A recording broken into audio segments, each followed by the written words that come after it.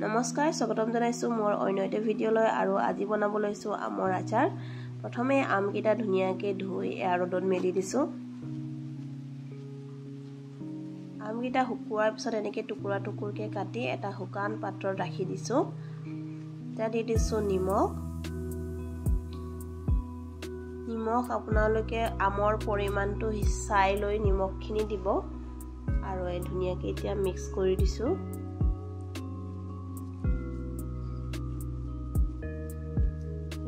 Mix কৰি দিছো আৰু নিমখ দিয়াৰ কাৰণে আমৰ টুকুৰকেইটা ধুনিয়াকে কোমল হৈ পৰিব।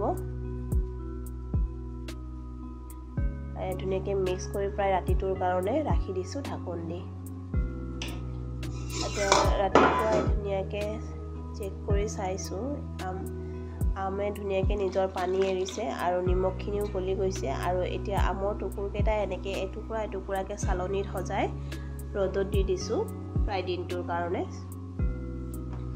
আৰু এই আমৰ টুকুৰকেইটা ধুনিয়াকে শুকাই উঠিছে। এতিয়া কৰি দিছো মছলাৰ প্ৰিপাৰেচন।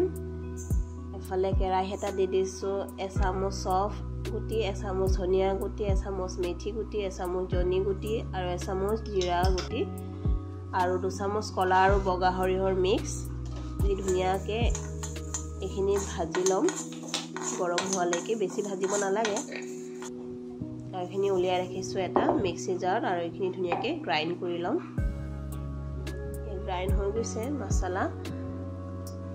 এতিয়া কেৰাহী এটাত দি দিছো মিঠাতেলখিনি অলপ গৰম হওঁতে ফ্লেমটো বন্ধ কৰি ৰাখিছো, ঠাণ্ডা হ'বলৈ ৰাখি দিছো আৰু এফালে বাউল এটাত গ্ৰাইন্ড কৰি ৰখা মছলাখিনি দিছো।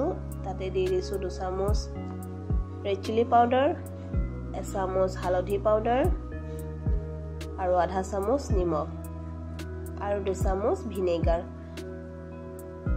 এইখিনি ধুনিয়াকে এটা চামুচেৰে মিক্স কৰি লম আৰু ঠাণ্ডা কৰিবলৈ ৰাখি দিয়া মিঠাতেলখিনি বেছি ঠাণ্ডা কৰিব নালাগে, কুহুমীয়া হ'লেই হ'ল। এয়া দি দিছো এতিয়া মিঠাতেল ধুনিয়াকে মিক্স কৰি শুকুৱাই ৰখা আমৰ টুকুৰকেইটা দি দিছো আৰু এইখিনি ধুনিয়াকে চামুচ এটাৰে এনেকে মিক্স কৰি দিছো আৰু এইখিনি ধুনিয়াকে ঢাকন দি ৰাখিম আৰু পিছদিনা এনেকে ৰ'দত মেলি তাৰ পিছত বয়ামত ভৰাম। এয়া ধুনিয়াকে কাঁচৰ বয়াম এটাত ভৰাই লৈছো। আপোনালোকৰ যদি ভিডিঅ'টো ভাল লাগিছে লাইক, কমেন্ট আৰু সাবস্ক্ৰাইব কৰি দিব চেনেলটো। আজিলৈ আহিছো।